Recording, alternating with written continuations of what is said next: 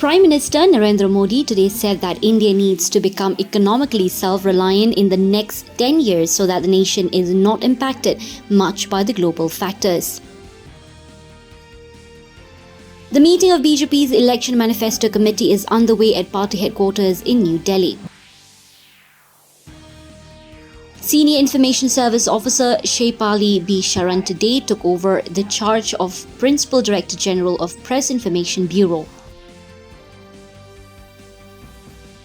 A Delhi court today sent Delhi Chief Minister and Aam Aadmi Party leader Arvind Kejriwal to judicial custody till the 15th of this month in the money laundering case related to the alleged liquor policy scam.